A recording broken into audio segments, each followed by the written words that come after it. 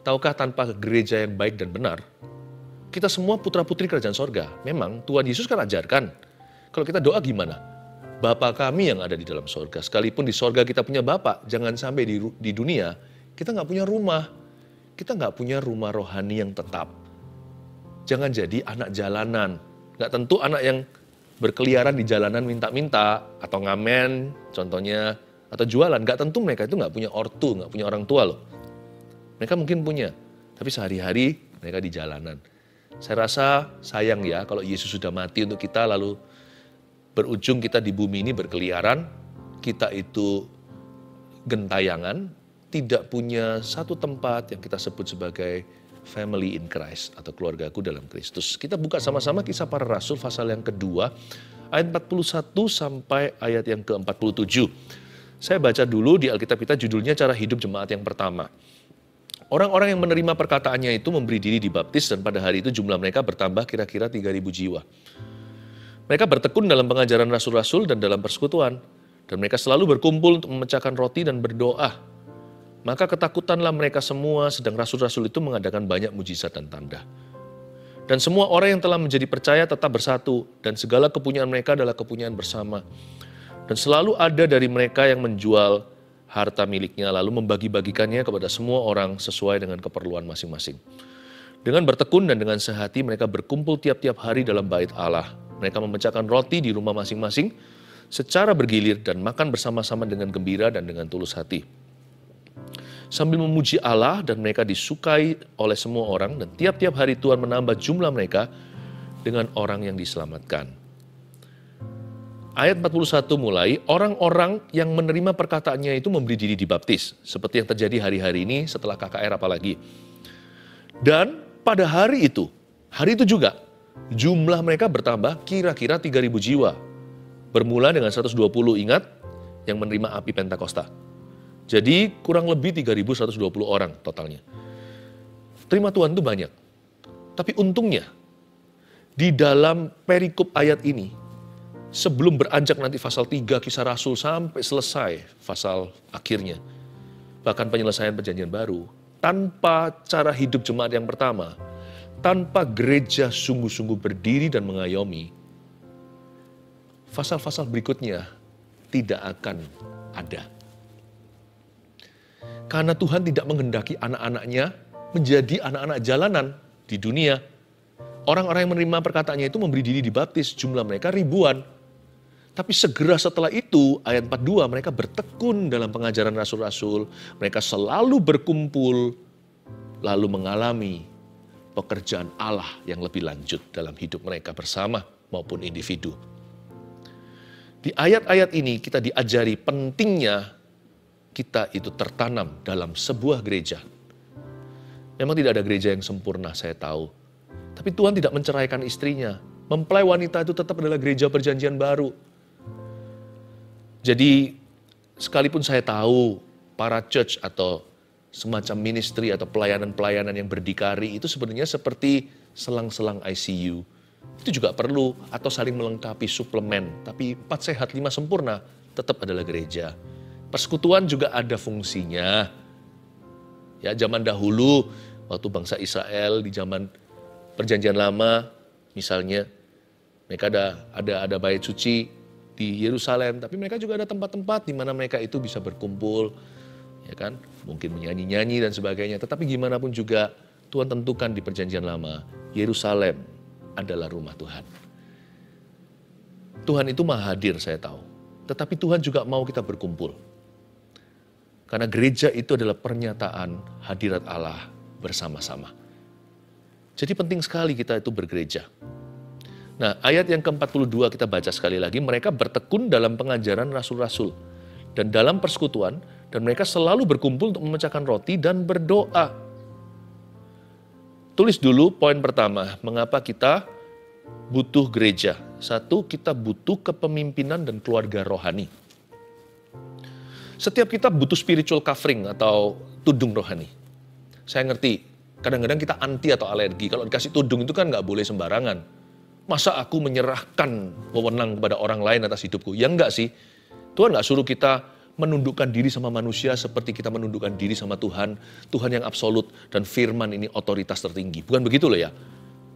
Fungsi daripada otoritas rohani bukan melanggar firman. Tapi kita nggak bisa bertumbuh dengan layak. Kita nggak bisa bertumbuh dengan maksimal. Jikalau kita tidak punya tudung yang tetap. Karena manusia itu cenderung liar. Dagingnya susah untuk dijinakkan. Besi menajamkan besi, gereja menajamkan orang-orang Kristen, anak-anak Tuhan atau jemaatnya. Kita butuh kepemimpinan rohani. Sebelum keluarga rohani. Dua-dua butuh, tapi vertikal dulu, baru horizontalnya terjadi. Kalau Anda baca di 42, teliti coba. Mereka bertekun dalam pengajaran rasul-rasul. Sebelum mereka bersekutu dan selalu berkumpul untuk memecahkan roti bersama sambil berdoa, mereka terlebih dulu menundukkan diri dan bertekun dalam pengajaran rasul-rasul Tuhan. Tidak ada seorang manusia pun punya kuasa absolut. Tidak seorang pun di antara kita disebut maha. Dan juga tidak boleh kultus individu, saya tahu. Segala sesuatu lewat firman. Tapi jangan sampai Anda punya trauma, lalu pukul rata. Gimana pun juga wahyu Tuhan tetap. Bahwa Allah telah menempatkan dan menetapkan. Ada pemimpin-pemimpin rohani yang berjaga-jaga atas jiwamu.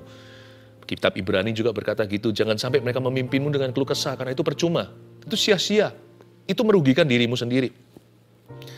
Tapi biarkan mereka memimpinmu dengan sukacita. Dengan bahagia. Kalau mereka melihat bagaimana Anda mau bekerja sama untuk bertumbuh di dalam firman. Betul, tidak semua itu salah yang dipimpin. Tidak sedikit pemimpin-pemimpin yang bersalah di hadapan Tuhan. Tapi hanya karena di luar ada uang palsu, bukan berarti tidak ada uang asli. Trauma itu kerjanya begini, trauma itu membutakan kita. Bukan membutakan terhadap masa lalu, terbuka lebar malahan matanya. Trauma membutakan kita terhadap masa depan. Padahal masih banyak hal yang indah, nggak semua hubungan itu salah. Hanya karena di luar ada perceraian, bukan berarti tidak ada anggur baru dalam pernikahan, bukan berarti tidak ada pernikahan yang berhasil dan bahagia. Mari kita jangan lihat selokan, tapi lihat highway-nya Tuhan. Lihat jalan utama. Mereka bertekun dalam pengajaran rasul-rasul, sebuah pesan bermata dua. Bagi kita sebagai gembala-gembala, sebagai pemimpin-pemimpin rohani, baik itu sifatnya volunteer sukarela atau pemimpin utama yang biasanya seorang pendeta, mari kita hati-hati menjalankan otoritas. Kita tidak punya otoritas sendiri, kita ini bulan. Bulan itu hanya mencerminkan sinar matahari, dia nggak punya sinar sendiri. Jangan bangun otoritasmu, bangun otoritas firman atas kehidupan orang-orang Anda, dimulai dengan terlebih dahulu disiplin diri sendiri dalam firman Tuhan juga. Makanya Tuhan suruh kita apa? Sebagai penyeimbang. Petrus berkata begini, Rasul Yesus Kristus. Petrus yang dominan itu berkata begini, pimpinlah dengan teladan. Ya, kita butuh kepemimpinan. Setiap kita itu butuh dipimpin dan suatu hari kita pun akan memimpin. Maka disinilah letak keindahannya. Setelah kita itu dipimpin, kita butuh kepemimpinan. Keluarga rohani itu jalan. Bak urapan kan di kepala, urapan itu nggak di badan. Makanya kalau kepemimpinannya salah, itu berabe ke bawah. Masalah. Ya kan? Kalau kepala keluarga, contohnya ayah sebagai imam dalam setiap keluarga. Kalau imamnya salah, biasanya muncullah kata-kata seperti broken home jadinya. Atau tidak ada damai sejahtera di rumahnya. Memang kepemimpinan main peran. Tapi pemimpin yang baik nggak akan berakhir pada pucuk pimpinan. Dia akhirnya akan mensejahterakan seluruh family-nya. Adanya tudung yang baik membuat kita bergereja dengan baik. Membuat kita bisa tertanam. Memang saya nggak salahkan orang-orang yang pernah kecewa. Orang-orang yang pernah disakiti oleh gereja. Tapi kita punya pilihan. Kita punya pilihan. Kita bisa pulih. Memang bukan salah Anda. Tapi kepahitan itu salah Anda. Itu salah kita. Orang lain yang membuatmu pahit, dia menyalahi Tuhan. Apalagi kalau beralasan. Tetapi kita yang kepahitan itu pilihan baru loh. Karena kita juga bisa punya pilihan mengampuni. Kita juga bisa minta sama Tuhan untuk Tuhan tuntun kita. Apa yang harus kita perbuat dalam konteks keadaan seperti ini? Masih ada hikmat Tuhan kok. Tapi biasanya kita langsung konklusi dan kita langsung emosi. Lalu cut off dengan segala sesuatu. Saya ngomong begini bukan berarti saya tidak pernah dikecewakan. Hidup saya seumur-umuran lahir baru, 30 tahun lebih hari ini, 30 tahunan hari ini, saya selalu di dalam gereja. Saya tidak pernah jadi anak jalanan Tuhan. Tapi saya dibentuk. Kalau Anda pernah baca biografi saya juga Anda tahu. Awal-awal saya pelayanan itu saya bukan siapa-siapa. Sekarang juga bukan sih. Tapi waktu itu kan saya pelayanan sederhana. Kakak-kakak rohani yang sifatnya saya kagumi. Yang gimana gitu saya sangat look up. Ya, saya sangat meneladani. Suatu hari ada di antara mereka yang melukai. Bahkan secara fisik waktu itu. Tapi saya tidak mau menjadi orang yang mundur, kepahitan. Saya bingung ya. Tapi kalau saya bersandar, Tuhan akan keluarkan saya dari gua itu. Dan Tuhan akan memberikan kepada saya kekuatan. Sebab Allahku bekerja sama dalam segala perkara. Baik yang kelihatannya baik maupun yang kelihatannya buruk untuk mendatangkan kebaikan. Jadi kalau semua bapak di dunia ini gagal pun kita masih punya bapak di sorga. Tapi bapak di sorga nggak akan buat kita liar. Bapak di sorga cepat lambat akan daur ulang membawa kita kembali ke tempat itu atau ke tempat yang baru. Tuhan tidak akan izinkan kita sebagai domba terlantar, tidak ada air tenang, rumput hijau. Karena sifat gembala Tuhan tidak akan mengizinkan. Kita butuh kepemimpinan keluarga rohani. Makanya di sini di ayat 42 ada kata gini.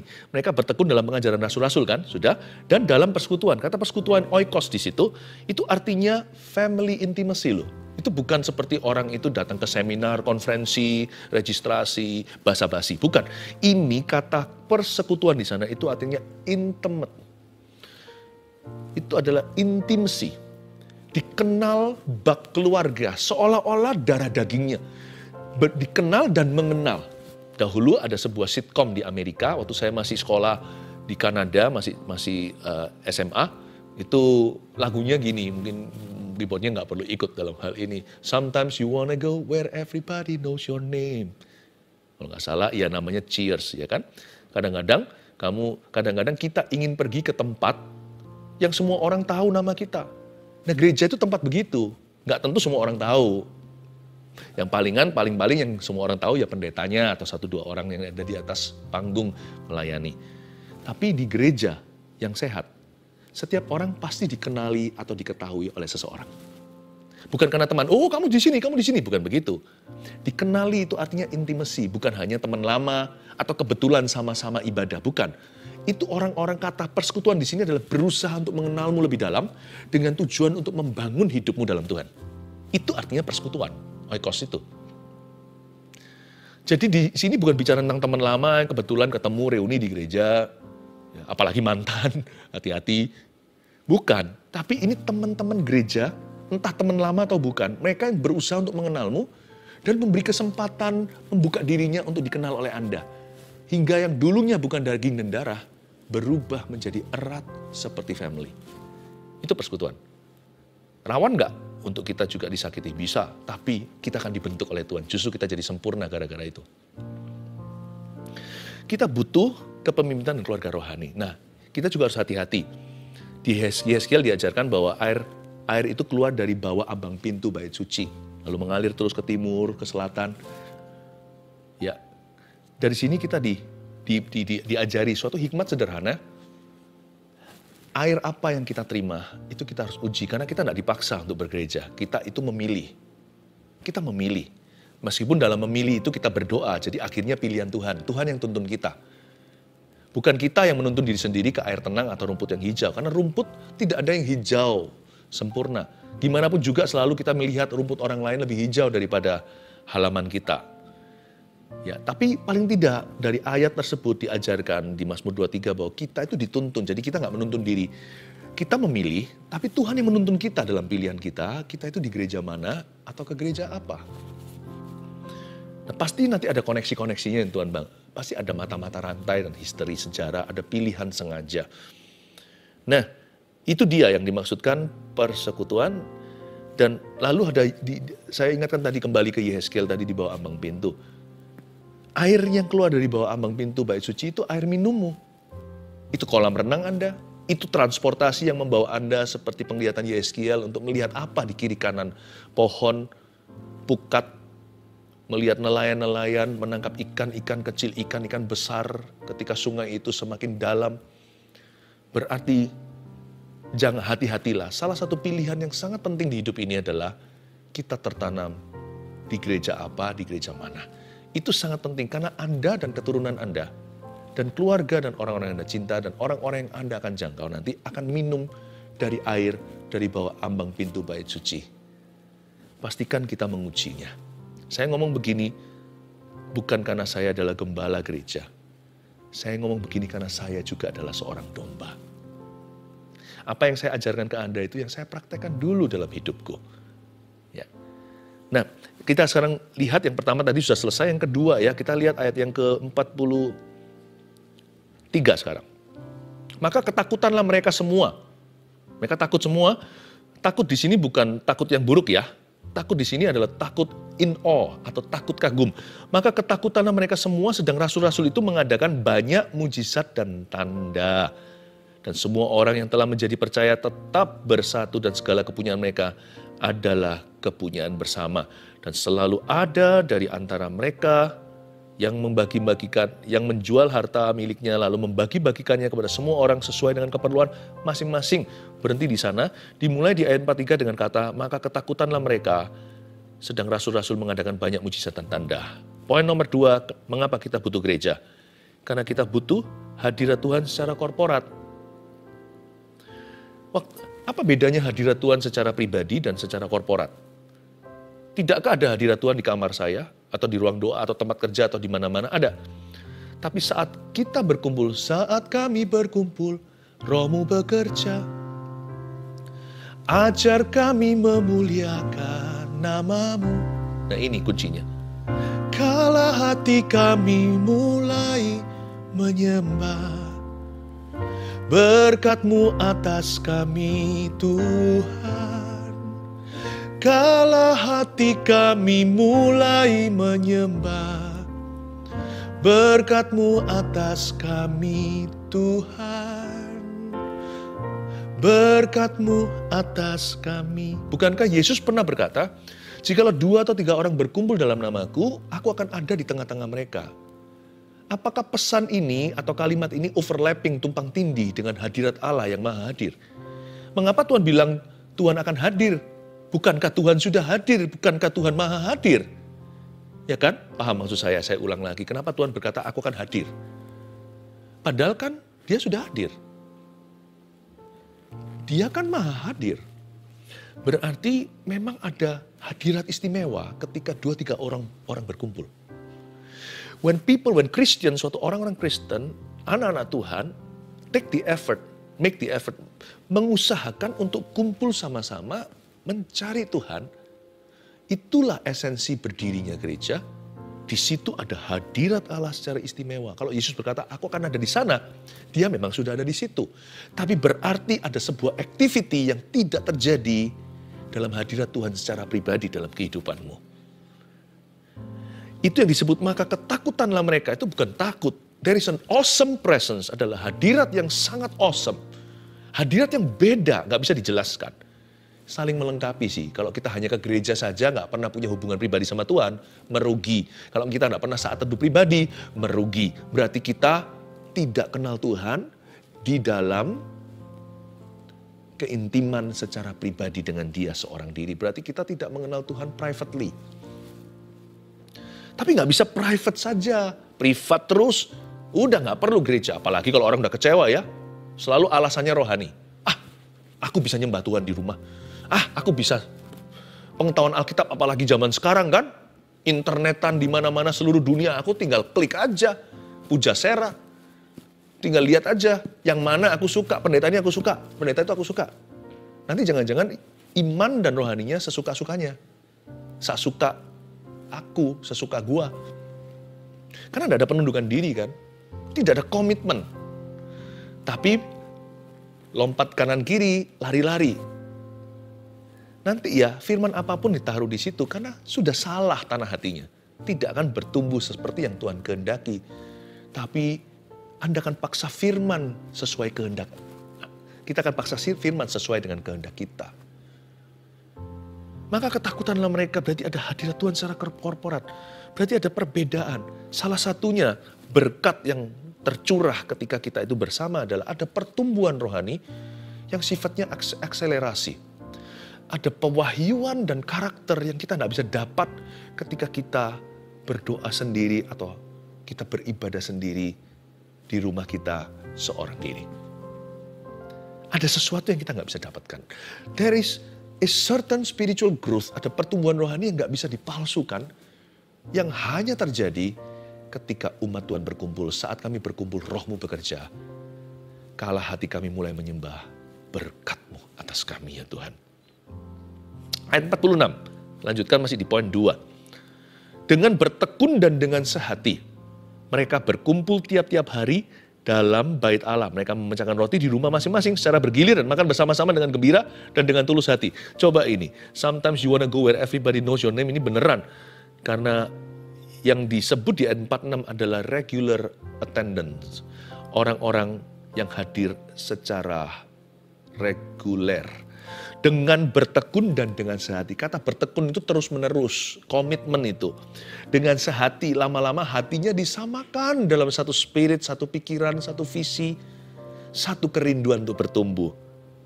Dengan bertekun dan dengan sehati mereka berkumpul, lihat, tiap-tiap minggu, di sini tiap-tiap hari dalam bait suci.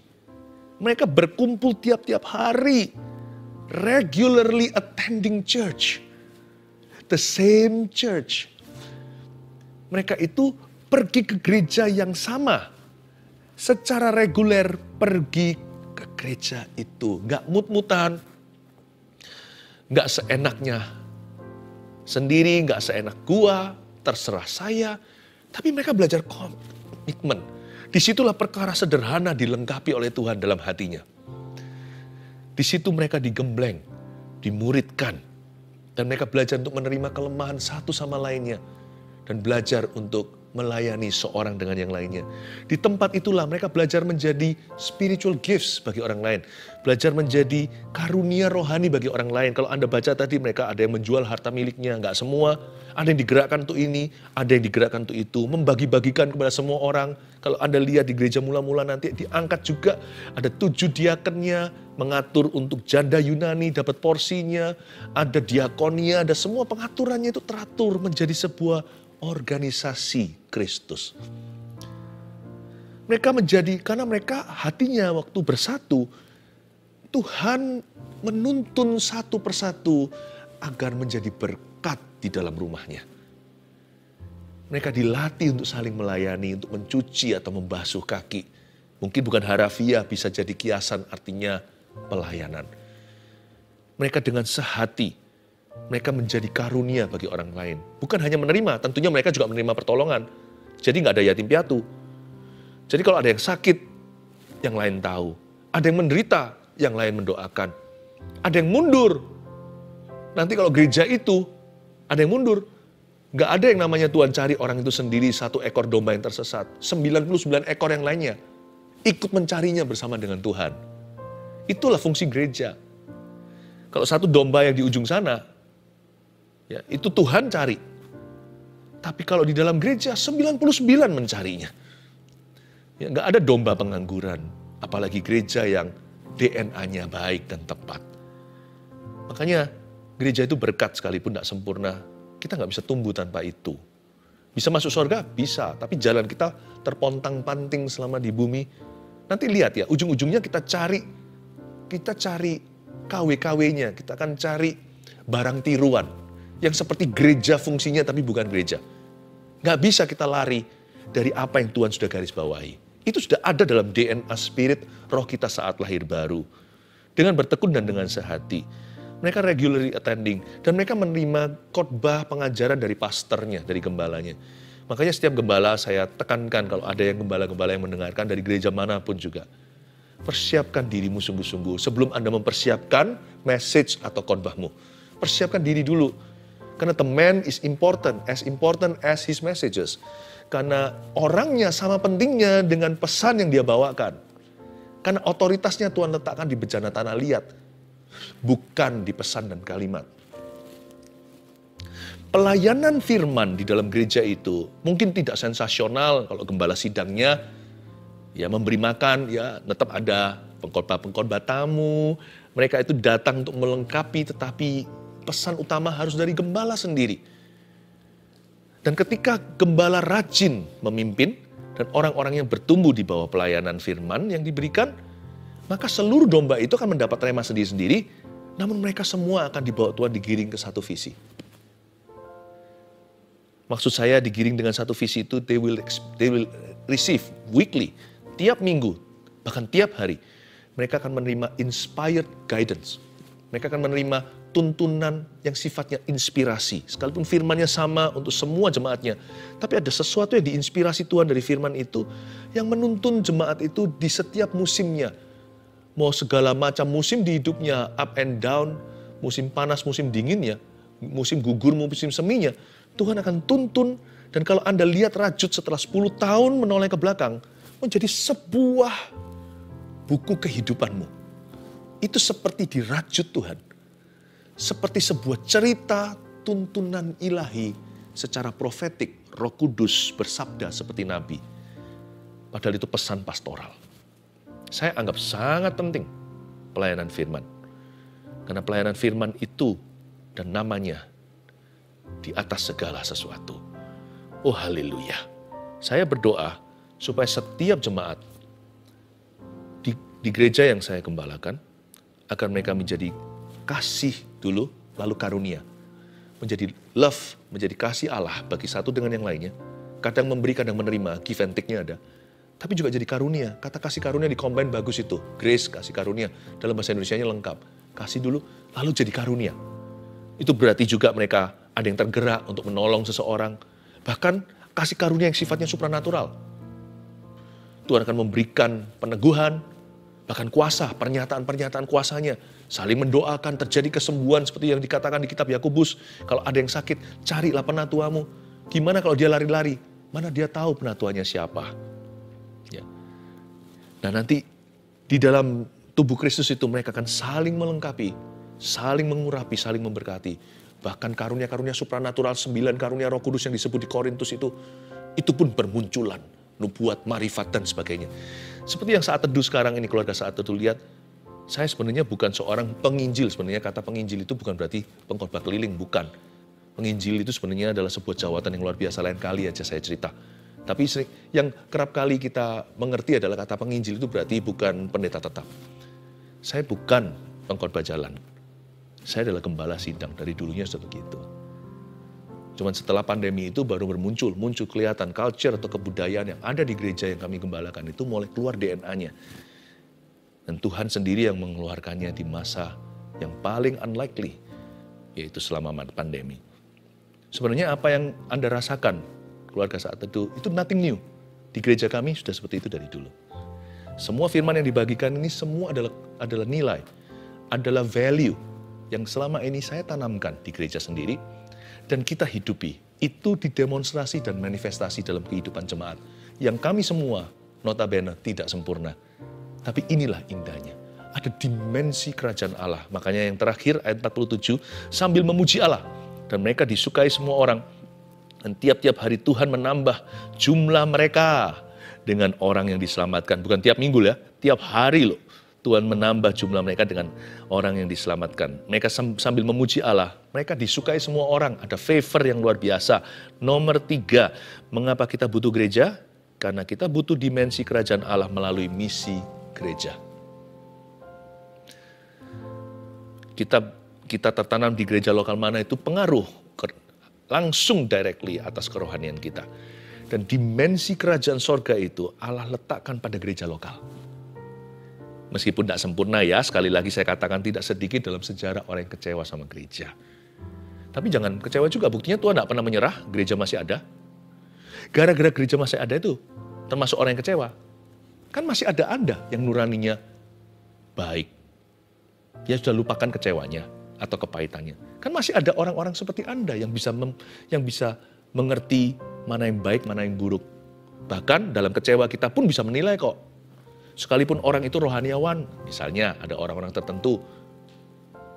Tapi kok begitu? Anda kan bisa menilai. Itu juga buahnya gereja loh. Berarti Anda dididik dengan benar sebelum Anda dikecewakan. Tapi kalau Anda tidak cari Tuhan dan membangun rumah Tuhan, nanti yang korban adalah keturunan berikutnya. Mereka tidak punya gereja yang gimana. Karena bapak-bapaknya kecewa semua. Anda bisa bedain mana rasul asli, mana rasul palsu. Anda bisa bedain mana pengajaran yang benar, mana yang bukan. Sekalipun kecewa, bye-bye sudah, nggak usah gereja-gerejaan. Buktinya Anda adalah buah gereja. Ribuan tahun, bahkan dalam sejarah gereja ada era kegelapan. Orang-orang dikecewakan. Tapi tetap ada buah Anda, berarti gereja berbuah dong.